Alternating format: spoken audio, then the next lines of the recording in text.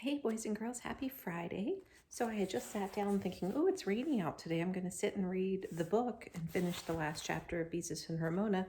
And the sun's now out again. So it's been a funny weather day, hasn't it? It was beautiful this morning and then some rain and now some sun again. But either way, Hobbs and I are here and we are going to do the last chapter of Beezus and Ramona for our read aloud.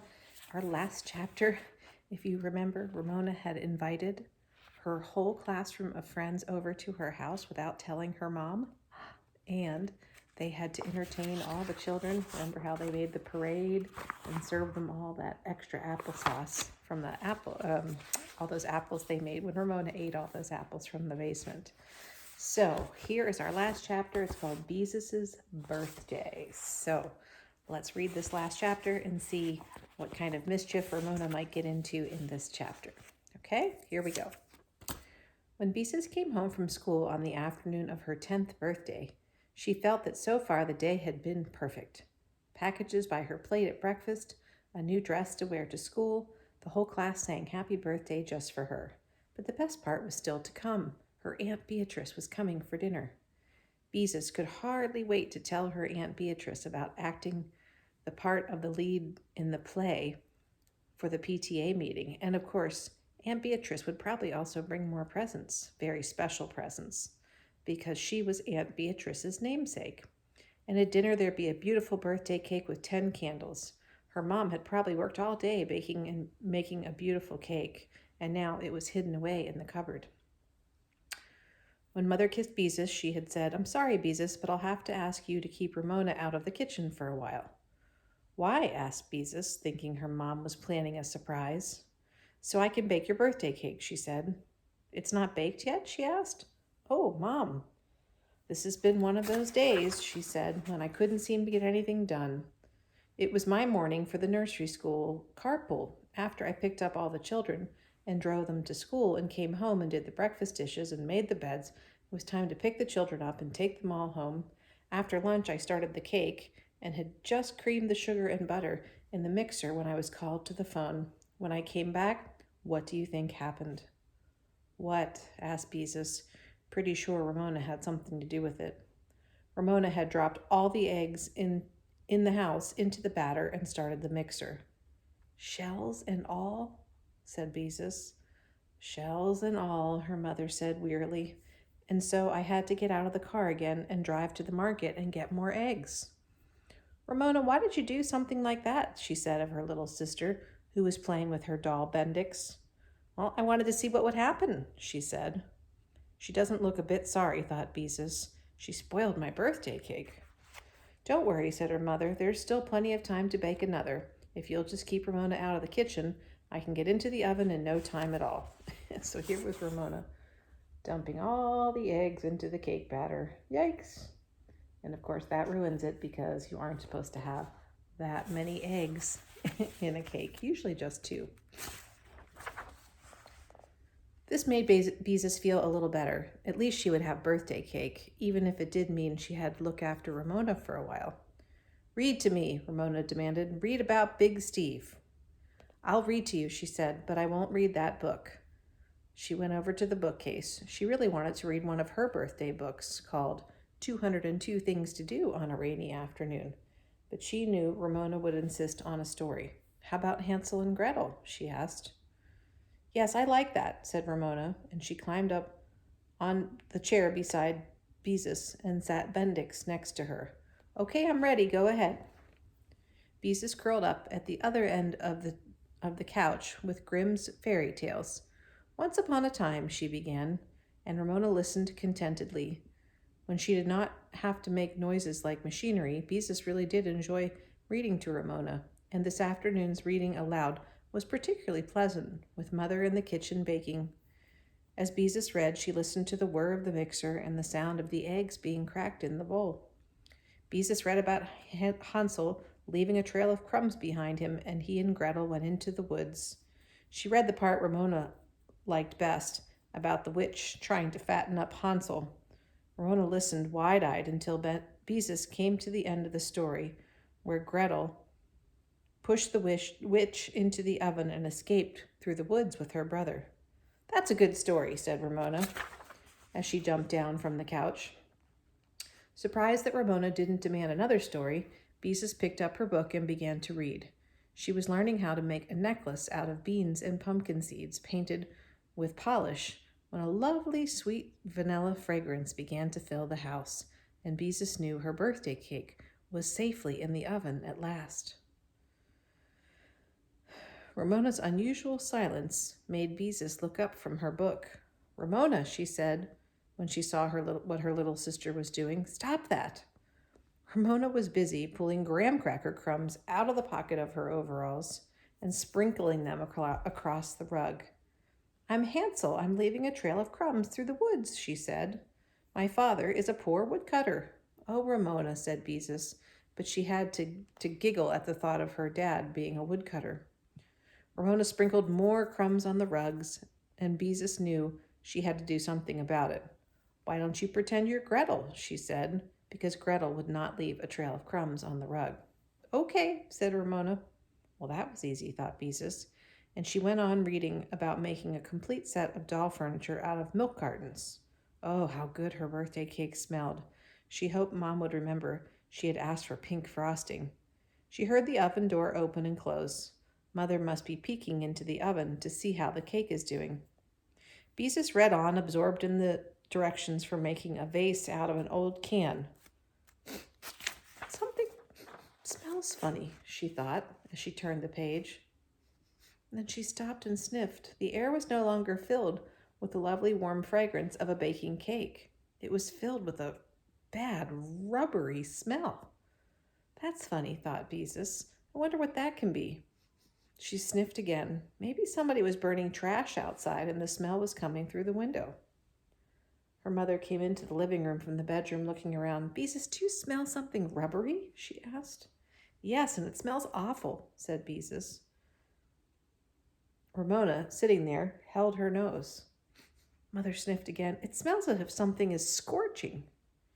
Beezus went into the kitchen where she found the smell so strong it made her cough. "Oh, it's worse in here, Mother," she called as she looked to see if anything was burning on the stove.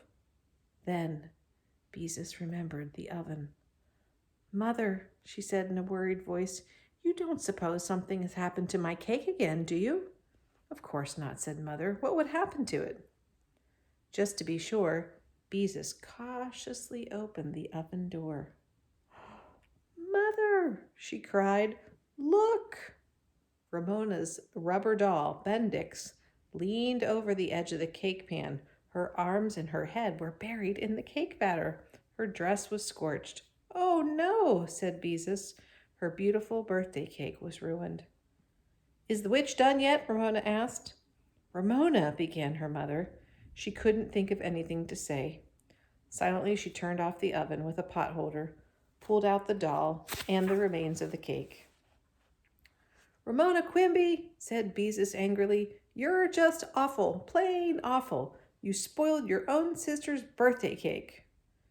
"But you told me to pretend I was Gretel," said Ramona, and Gretel pushed the witch into the oven." Beezus looked at the cake and burst into tears. Ramona promptly began to cry too. This made Beezus even angrier. "You stop crying," she said. "It was my birthday cake, and I'm the one who's supposed to be crying." "Girls," said their mother in a tired voice, "Ramona, you have not behaved yourself. You know better than to put something in the oven. Now you need to go to your room until I tell you you can come out."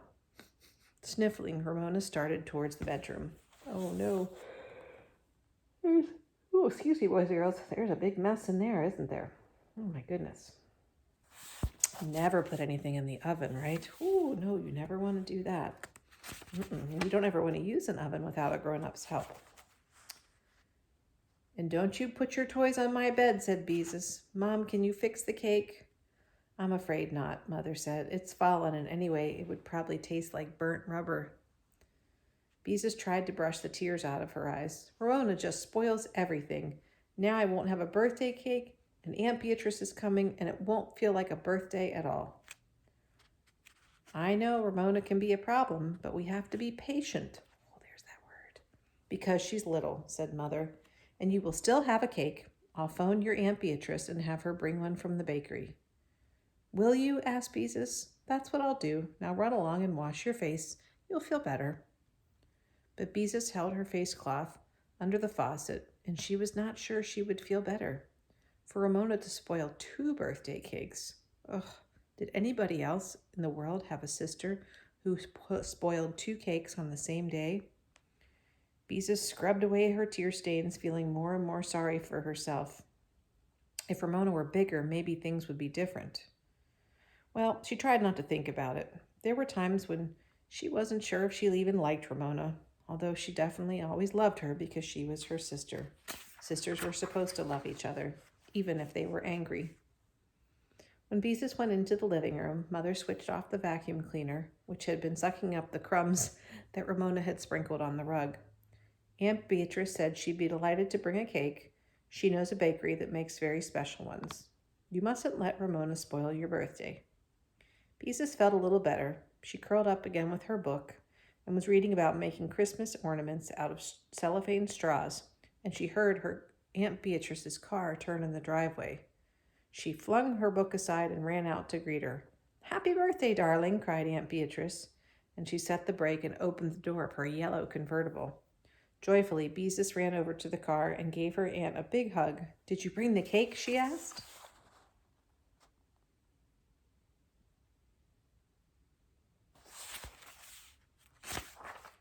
"I certainly did. Best birthday cake I could find. And that isn't all I brought. Here, help me carry these packages. We mustn't let anything happen to this cake."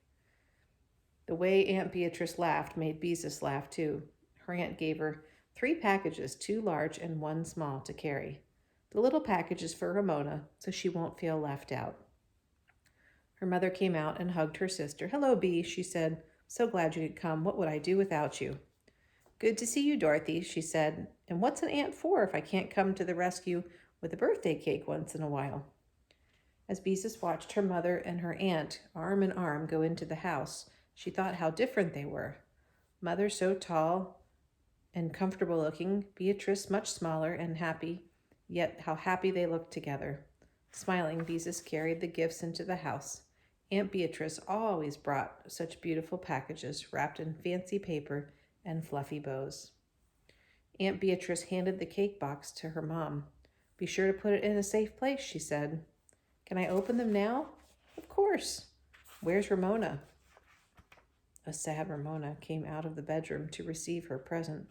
She took off the wrapping quickly, but Beezus took her time and untied her ribbon and removed the paper so it wouldn't tear. "Oh, Aunt Beatrice," she said as she opened her first package. It was a real grown-up sewing box. It had 2 sizes of scissors, a fat red pincushion that looked like a tomato, an emery bag that looked like a strawberry, and a tape measure. When Beezus pushed the bottom on the box, the tape measure snapped back inside. There were needles and pins and thimbles. Beezus had never worn a thimble, but she thought it'd be nice to have one in case she wanted to. "Oh, this is the most wonderful sewing box in the world. I'll make you 2 pot holders for Christmas." Then, as Aunt Beatrice laughed, Beezus clapped her hand over her mouth. The pot holder was supposed to be a surprise. Ramona had unwrapped a little steam shovel made of red and yellow plastic and was now pushing it happily on the rug. She lifted the lid of the second box. "Oh, Aunt Beatrice," she said, and she lifted out a dress that was a lovely shade of blue.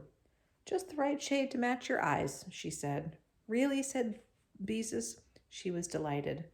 She was about to tell her about her part in the play when her father came home from work, and before long dinner was on the table. Mother lit the candles and turned off the dining room light. How pretty everything looked, thought Beezus. I wish we had candles every night on the table. Father had served the chicken and potatoes and peas. Mother passed the rolls. Beezus decided this was her time to tell her aunt about being Sacagawea in the play. "Do you know what I did last week?" she began. "I want some jelly," said Ramona. "You mean, please pass the jelly," corrected Mother while Beezus waited patiently. There's the word again, patient. "Last week I like purple jelly better than red jelly," said Ramona. "Ramona, please stop interrupting your sister." "Well, I do like purple jelly better than red jelly," said Ramona. Never mind, said Mother. Go on, Beezus. Last week, said Beezus. Oh, excuse me, Beezus, Mother cut in. Ramona, we do not put jelly on our mashed potatoes. But I like jelly on my mashed potatoes, Ramona said. Oh, and she stirred the jelly into her potatoes. There she is. Oh, would you eat jelly on mashed potatoes? Oh, I wouldn't. No.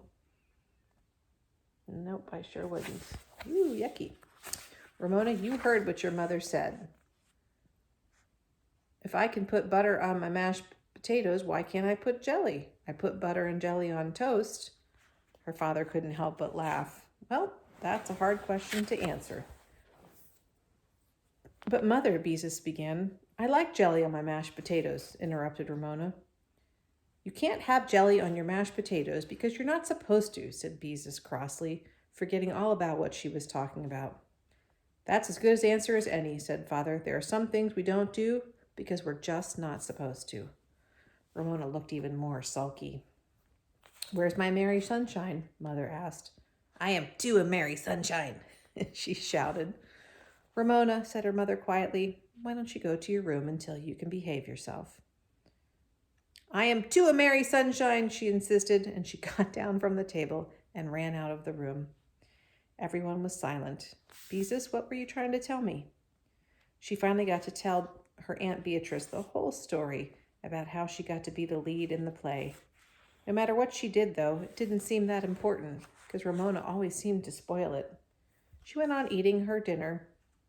You mustn't let Ramona get you down, said her mother. Beezus did not answer. You look as if something's bothering you, said Aunt Beatrice. Why don't you just tell us what's wrong? Perhaps we can help. She sounded so interested in understanding that Beezus discovered she really wanted to tell her. Sometimes I just don't know if I like Ramona. She blurted it out. Oh, there, she had said it. And on her birthday. Oh, my goodness, is that all that's bothering you? Mother said, surprised. Beezus nodded. There's no reason why you should like her all the time. After all, there's probably lots of times when she may not like you either. Well, now it was Beezus' turn to be surprised and relieved at the same time. She wondered why she hadn't thought of that sooner. Aunt Beatrice smiled. Dorothy, she said to her mother, do you remember the time And then she began to laugh so hard she couldn't finish the sentence. You took my doll with the beautiful yellow curls and dyed her hair with black shoe dye. I didn't like you very much, my mother said. I was mad at you for days. And you were always so bossy because you were older, said Aunt Beatrice. I'm sure I didn't like you at all when you were supposed to take me to school and made me walk behind you. Mother, said Beezus in shocked delight. Did I do that? I had forgotten all about that, said Beezus' mom. What else did Mother do? Beezus asked. Oh, she was fussy. We had to share a room, and she used to get mad because I was messy. Once she threw all my paper dolls into the garbage because I had left them on her side of the dresser. That was another time that we didn't like each other very much. Beezus was fascinated by this conversation. But the worst thing of all, remember? Oh, I'll never forget, said Aunt Beatrice. Wasn't I awful? Perfectly terrible, said her mother, laughing so hard. What happened? Said Beezus. What happened? It all began when the girls began to take autograph albums to school. Oh, Beatrice, you tell the story. My mother couldn't stop laughing. Of course, I wanted an album too, said Aunt Beatrice. Well, your mother, who was very sensible, saved her allowance and bought a beautiful one with a red cover and a stamp on it. I was so envious. As soon as your Aunt Beatrice got her allowance, she always ran right over to the school store and spent it. Well, what happened? Well, when I saw your mother with her brand new album that she bought because she was so sensible, I was annoyed because I wanted one. I hadn't saved my allowance, and then she asked me if I'd like to sign my name in it. It was my night to set the table, said Mother. I should have never left you alone with it. What happened? I sat down at the desk and picked up that pen, planning to write on the last page. Was planning to write on the last page. By hook or by crook, I'll be the last in your book. Did people write that in those days? Said Beezus. But I didn't write it. I just sat there wishing I had an album. So then I took the pen and I wrote my name on every single page in the book. Aunt Beatrice, said Beezus, you didn't. She certainly did, said Mother. She wrote her entire name. Oh, Aunt Beatrice, how perfectly awful, said Beezus, with a touch of admiration in her voice. Yes, wasn't it, said Beatrice. I don't know what got into me. And what did Mother do? Oh, we had quite an argument, said Beezus. Aunt Beatrice, your mother was very angry with me for a long time. And I wouldn't admit it, but I did feel terrible I had spoiled her album. Fortunately, Christmas came along, and we were both given albums, and that put an end to the whole thing. Why, thought Beezus, Aunt Beatrice used to be every bit as awful as Ramona sometimes was. And yet look how nice she is now. Beezus could scarcely believe it. And now Mother and Aunt Beatrice, who had fought when they were girls, loved each other and thought the things that they had done were funny. They actually laughed about it. Well, maybe when she was grown up, she would think it was funny that Ramona had put eggshells in one cake and baked her doll in another. Maybe she wouldn't think Ramona was so exasperating after all. Maybe that was just the way things were with sisters. A lovely relief came over Beezus, because she just figured out that Ramona was just like any other sister. Mother, she said, I hope Ramona comes back before we have cake. Don't worry, she said. I'm sure she won't miss it. Sure enough, in a few minutes, Ramona appeared from the bedroom and took her place. I can behave myself now, she announced. Okay, said her father. Beezus watched Ramona eating her cold mashed potatoes and thought how much easier things would be now that she could look at her sister when she was exasperating and think, Ramona, this is one of those times when I don't always have to like you, even though I love you. Girls with birthdays don't have to help clear the table. Beezus waited for the most important moment of the day. She heard her mother take the cake out of its box and strike a match. Oh, she said, when her mother appeared in the doorway with the cake in her hands. It was the most beautiful cake she had ever seen, pink with a wreath of white roses made of icing, 10 candles that were glowing. Looks delicious, doesn't it? Beezus watched Ramona. Oh, sorry, didn't turn the page. Happy birthday to you, sang everybody. Make a wish, said her father. Beezus paused. Then she closed her eyes and thought, I wish all my birthdays could turn out to be as wonderful as this one did. She opened her eyes and blew as hard as she could. Your wish is granted, cried Aunt Beatrice, smiling across the table. Happy birthday, dear Beezus. Happy birthday to you, sang Ramona at the top of her voice. All right, Ramona, once is enough. But at that moment, Beezus did not think her little sister was exasperating at all.